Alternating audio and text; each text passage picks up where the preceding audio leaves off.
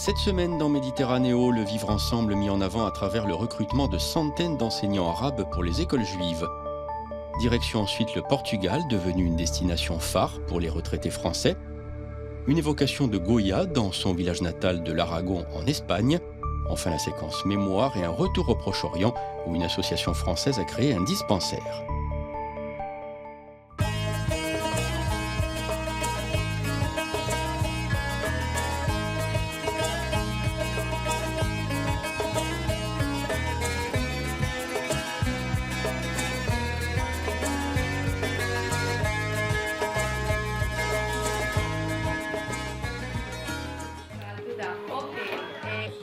Rapprocher des communautés qui se connaissent très mal, c'est l'objectif du ministère de l'Éducation israélien qui vient de décider du recrutement de centaines d'enseignants arabes dans les écoles juives, une façon aussi de promouvoir le mieux vivre ensemble.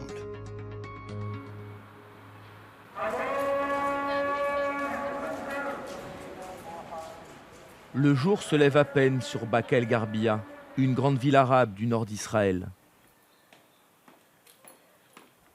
Hikmat prend la route de Tel Aviv, 1 heure de trajet chaque jour pour rejoindre l'établissement scolaire où elle enseigne.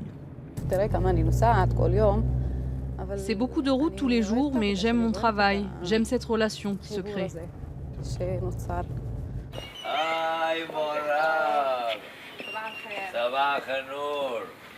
Bonjour madame. Le collège se trouve dans la banlieue de Tel Aviv. Hikmat enseigne la biologie et la langue arabe.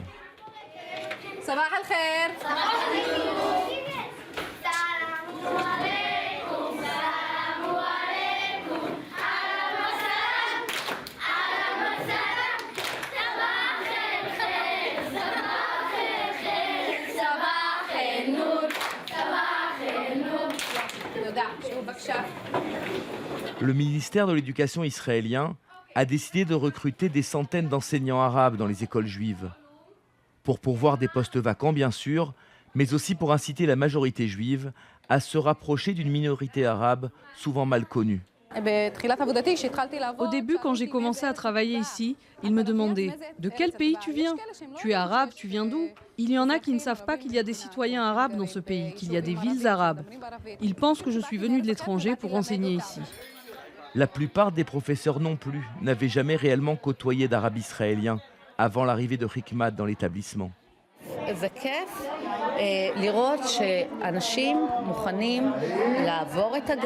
C'est un plaisir de voir que les gens sont prêts à franchir les barrières et faire des efforts pour faire partie de la collectivité de façon tellement entière qu'elle fait vraiment partie de nous maintenant.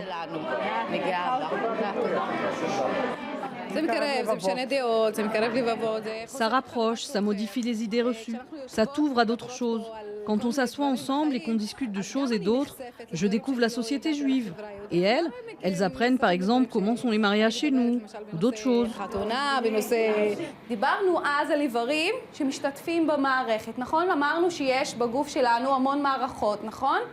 Lorsqu'elle enseigne la biologie, Hikmat ressemble à tous les autres professeurs de l'établissement. Mais chaque enfant connaît ses origines. Dès qu'elle est arrivée ici, on l'a aimée tout de suite. C'est pas comme si c'était une arabe, mais l'une des nôtres. Pour nous, elle est comme toutes les autres maîtresses et c'est une de celles qu'on préfère. Elle organise plein de super activités. On adore apprendre avec elle. Pendant la guerre avec Gaza, quelques enfants se sont un peu mal conduits avec elle. Mais en général, tout le monde l'aime. Difficile de faire abstraction du conflit israélo-palestinien et des questions d'identité quand les symboles nationaux sont partout dans la classe. Je ne fais pas trop attention à ça. Moi, j'aime cet endroit, j'aime ce travail, j'aime les enfants, j'ai une très bonne relation avec eux, c'est ça que je prends avec moi. Comme beaucoup d'Arabes israéliens, Hikmat s'efforce de distinguer entre son identité palestinienne et sa citoyenneté israélienne. À la maison, les deux cultures se côtoient. La carte de la Palestine sur le réfrigérateur et les débats de la Knesset à la télévision. Quand j'enseigne, des fois on me dit « Tu es une bonne arabe ». Oui, c'est vrai, je suis une bonne arabe. Et il y en a beaucoup comme moi. Contrairement à ce qu'on peut voir aux informations, tous les arabes ne sont pas des terroristes. J'aimerais bien que nous soyons un modèle pour le monde entier. C'est mon rêve que quelque chose sorte de tout cela. Que le monde voit comment les enfants et aussi les grands peuvent très bien vivre ensemble.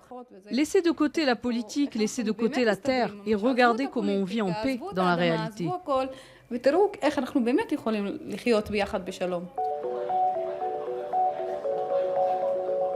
Direction Beersheva, la grande ville du sud d'Israël. Elle compte une importante minorité arabe. Chaque communauté a ses propres écoles, mais depuis quelques années, les Arabes plébiscitent les écoles juives. Une école mixte a même ouvert ses portes. Il en existe seulement une dizaine en Israël. En classe, 2 enseignantes, l'une juive, l'autre arabe. Chacun parle sa langue et tous les enfants comprennent. C'est une vision de paix. Ces enfants grandissent ensemble, apprennent à vivre ensemble. Les communautés ne sont pas déconnectées l'une de l'autre. C'est l'espoir d'un avenir meilleur.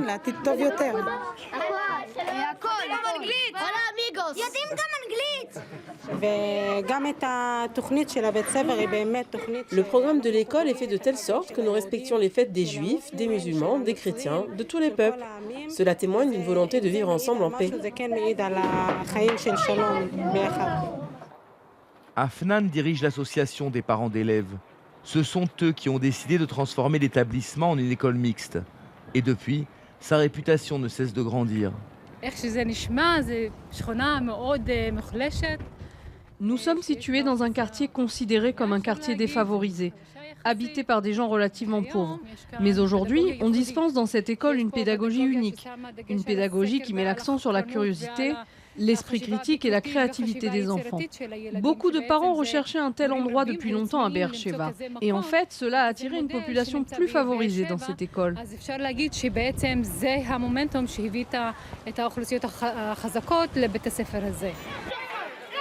Ce jour-là, les enfants ont organisé un vide-grenier au profit des enfants syriens.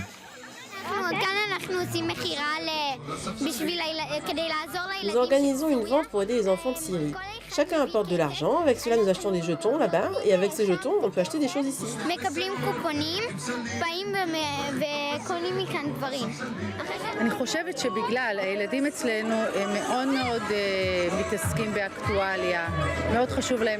Ces enfants sont très concernés par l'actualité.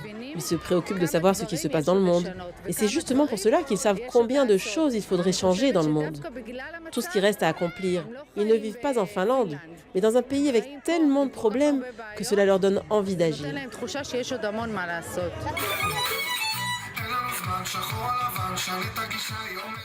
Apprendre ensemble, partager les mêmes jeux et les mêmes objectifs. La paix, cela ressemble probablement à cela.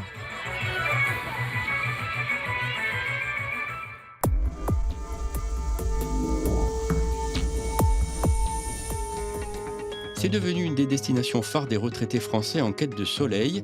Suite à l'instabilité et à l'insécurité dans plusieurs pays du sud de la Méditerranée, le Portugal est à la mode. Dans la région de l'Algarve notamment, le nombre de Français qui se sont installés a dépassé celui des Anglais.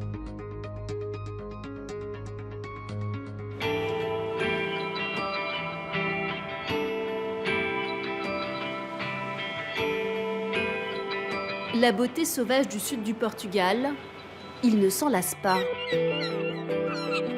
Et dire qu'il est arrivé ici un peu par hasard. C'était il y a 20 ans.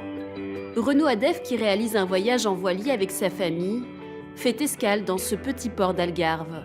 Et là, c'est le coup de cœur. Ça a été instantané dans la mesure où, vivant sur un bateau, c'était le paradis pour nous, quoi.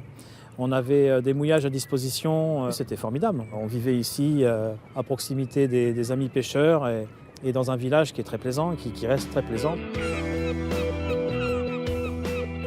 Depuis, il n'a jamais quitté la région.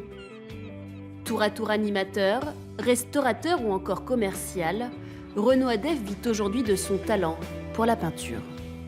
L'inspiration, c'est le résultat d'un ensemble de choses. C'est déjà un bien-être intérieur, c'est nos stress, il y a la nature, il y a la... Oui, c'est tout un ensemble. C'est le résultat d'une somme de différents paramètres que j'ai trouvées ici, effectivement. Ouais. Et aujourd'hui, est-ce qu'on peut dire que vous êtes heureux comme un Français en Algarve, voilà? Ah ouais. L'Algarve, sa région d'adoption, il lui rend hommage dans ses œuvres. Désormais un peu portugais, Renaud Adef jouit d'une petite notoriété dans la région. Parmi ses tout derniers clients, une paroisse du coin pour laquelle il a réalisé cette fresque représentant la Seine. C'est une fresque de 10 mètres par 3 mètres à peu près, et qui est inspirée de celle de Léonard de Vinci. Quand on a des commandes de ce type par l'Église portugaise, c'est qu'ils témoignent un intérêt pour ce que l'artiste fait. Et puis c'est surtout le signe d'une intégration qui, je pense, n'est pas trop mal réussi.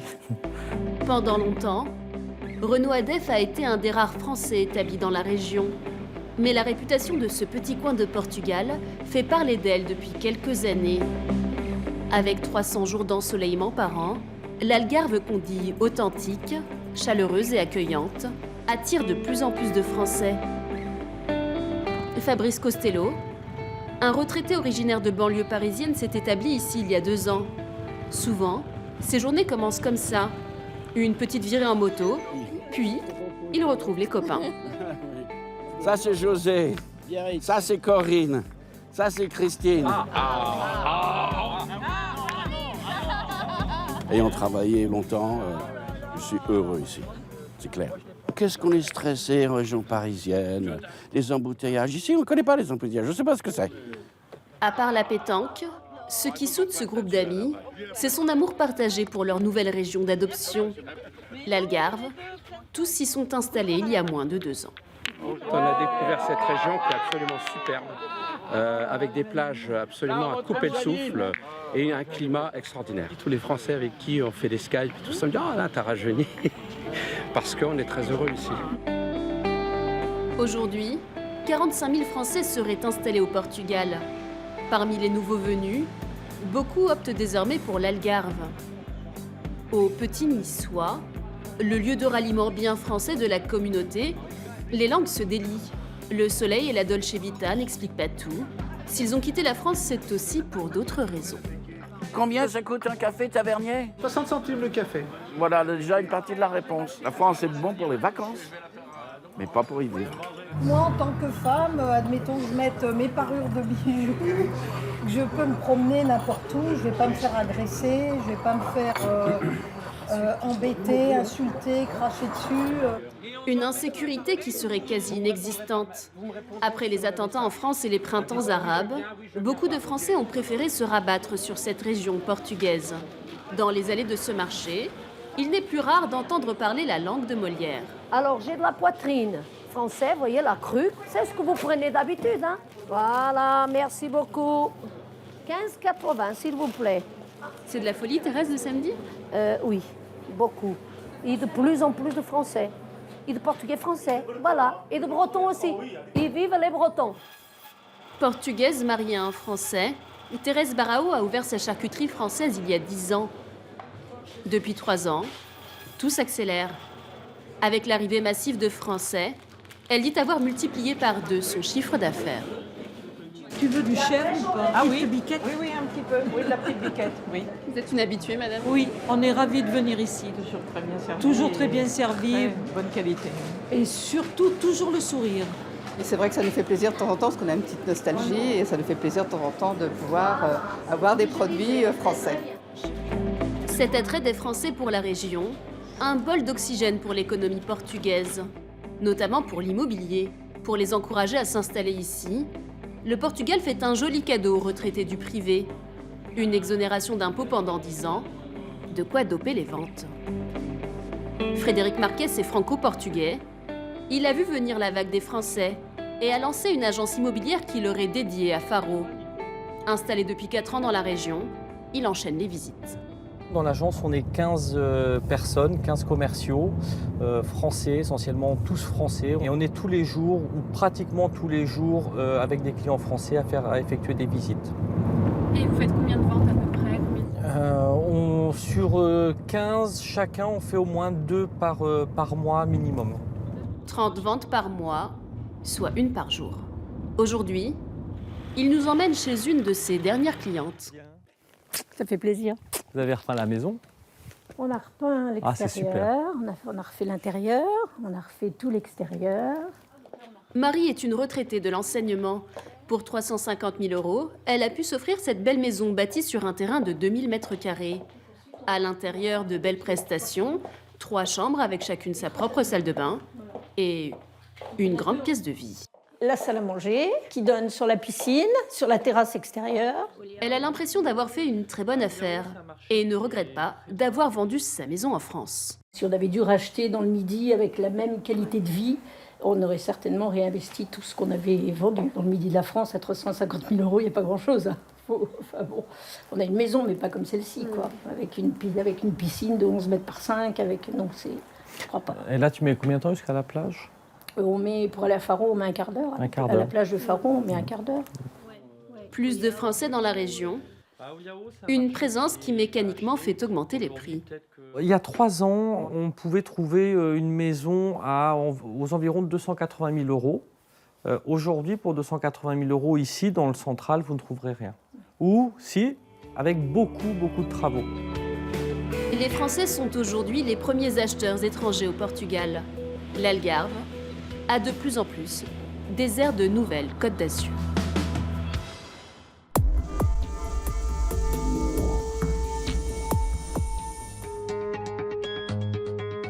Au cœur de l'Aragon, en Espagne, le village de Fuendetodos rend hommage comme il se doit au plus célèbre de ses enfants, le peintre Francisco de Goya, peintre mais aussi graveur, qui a fait de la paix son étendard en dénonçant les injustices et les guerres.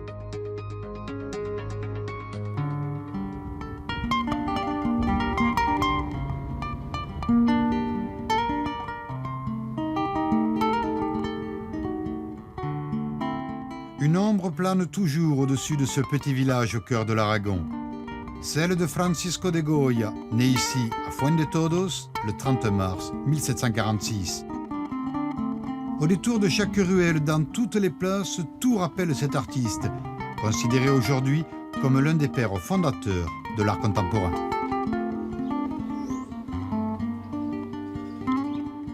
Depuis toujours, tout le monde ici est fier, orgueilleux d'être du même village que Goya. Nous, on perpétue son souvenir, sa maison, ses gravures.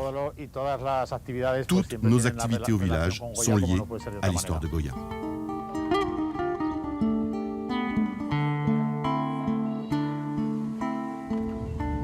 La maison natale de Goya. 2 restaurations, l'une après la guerre, l'autre en 1981. 4 ans plus tard, par décret royal, elle fut classée monument historique national. Pour rendre hommage au travail sur la gravure si particulier de Francisco de Goya, cette maison typique du Haut-Aragon fut réquisitionnée. 4 séries de gravures sont ainsi exposées en permanence. Ce fut difficile d'avoir un musée. Avec la crise économique, on a eu du mal à réunir les fonds nécessaires en vue de la restauration de la maison natale de Goya et pour l'ouverture de ce musée. Mais on a pu organiser des expositions, les cours de gravure, maintenir le musée ouvert pour accueillir tous les touristes. Le génie de Goya ne se limite pas aux peintures ou aux portraits. Son travail sur la gravure fait référence. La guerre qui a opposé les armées napoléoniennes à la résistance espagnole au début des années 1800 a inspiré ses plus grands chefs-d'œuvre. Toute une série de gravures d'abord dessinées pour dénoncer les horreurs de cette guerre. Goya qui se définit alors comme un pacifiste engagé qui met sur un pied d'égalité les envahisseurs français comme les guerrilleros espagnols. Goya s'est rendu compte très vite que la représentation de la guerre, ce n'était pas seulement celle des champs de bataille, mais surtout la souffrance du peuple. C'est pour cela que dans ses gravures, il a traduit tout ce qu'il a vu de la guerre à Madrid et aussi de la barbarie qu'il a traversée lors de son retour à Saragosse. Il s'agissait d'un conflit qui opposait l'Espagne à la France avec 2 visions politiques radicalement différentes. Goya n'a jamais pris le parti de l'un ou de l'autre de ces 2 pays en guerre. Il a toujours été un militant de la paix. Il s'est contenté de dénoncer les horreurs et les barbaries de cette guerre. Ce fut le premier reporter photographe de guerre en fait. On peut dire que Goya a fait un travail de journaliste. C'est exact. S'il avait eu une caméra ou un appareil photo, il aurait réalisé un reportage sur cette cette guerre. En fait, il a peint, il a gravé des images réelles sans avoir à représenter les armées en présence, ni les lieux bien définis. Simplement les gens, la population. Il ne critiquait pas l'armée française, ni la résistance espagnole, qui, au fond, ont commis les mêmes horreurs pendant cette guerre. Goya, le peintre des ténèbres. Pour la première fois dans l'histoire de la peinture, un artiste met au premier plan les horreurs de la guerre, mais du point de vue de la population. Les actes guerriers, l'héroïsme des soldats, les armées en présence, tout cela est oublié au profit de cette brutale réalité. Les scènes qui se succèdent sont aussi déchirantes les unes que les autres. Des femmes violées, des soldats torturés, des corps anonymes qui s'entassent, ou la famine qui a touché une large part de la population.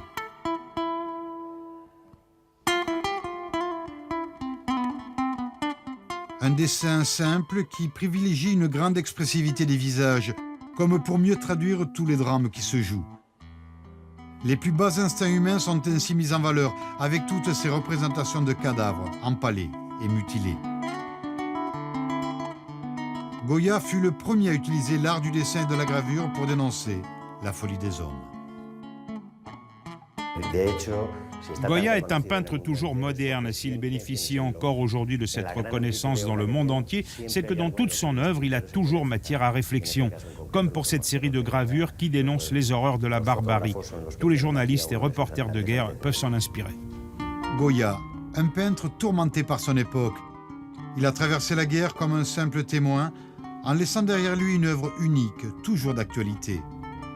Il est un petit village au cœur de l'Aragon qui nous le rappelle à chaque pas.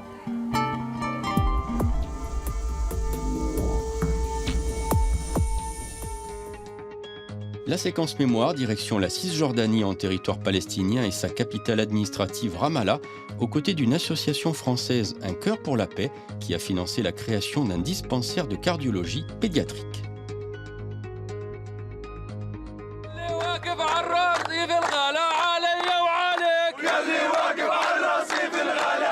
Ramallah, au cœur de la Cisjordanie, jour de manifestation pour de meilleurs salaires. La ville est un chantier à ciel ouvert où la frénésie immobilière ne connaît pas de répit. Ramallah est ainsi devenu le symbole du développement économique des territoires palestiniens et attire logiquement les habitants de Naplouse, Jéricho et Hébron. La société s'ouvre, se modernise aussi. Mais ici, une chose reste figée ou presque, c'est le nombre de mariages consanguins. Il représente presque une union sur deux. Il faut savoir que le problème s'aggrave au fur et à mesure des grossesses. Si dans une famille, un enfant est né avec une cardiopathie, le risque pour les enfants suivants augmente à chaque grossesse. Le risque de cette pathologie est à chaque fois plus important. Les mariages consanguins, une tradition culturelle séculaire qui met en danger les nouveau-nés. En Cisjordanie, comme dans tout le Moyen-Orient, un enfant sur 20 né avec des malformations cardiaques congénitales complexes, parfois mortelles, c'est 5 fois plus que la moyenne mondiale. Cette maman est en route pour le dispensaire de cardiologie pédiatrique financé par une association française, Un cœur pour la paix. Dans ses bras, son 3e enfant, Rita, 7 mois. Le nourrisson souffre d'une cardiopathie, mais Ella ne sait pas encore si on pourra l'opérer et elle a un autre problème en tête. Je suis très triste. Je n'ai pas d'argent pour l'opération. Vous savez, nous sommes ici en territoire occupé. On ne peut pas circuler librement. Et par exemple, se faire opérer aux États-Unis ou en Israël, c'est impossible. Et puis, l'opération coûte vraiment très cher. Dans la salle d'attente du dispensaire, tous attendent le verdict du docteur, opérable ou pas. L'équipe est mixte, chirurgiens israéliens et chirurgiens palestiniens formés aux frais de l'association. Ils effectuent principalement des cathétérismes, une intervention à cœur fermé pour réparer les parties du cœur déficientes, une opération qui change la vie. On va rétablir la circulation pulmonaire en fermant le trou qui s'est formé entre les 2 oreillettes du cœur. Le sang va ensuite circuler normalement car il sera bien oxygéné. Elle va se sentir de mieux en mieux. 70% des enfants opérés peuvent ainsi mener une vie longue et normale. Des Israéliens qui aident des Palestiniens, l'action pourrait être mal perçue. Un cœur pour la paix se place consciemment dans une action délicate où il faut secourir sans paraître dominant.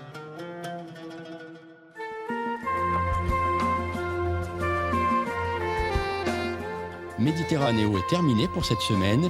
Rendez-vous très bientôt pour de nouvelles découvertes en Méditerranée.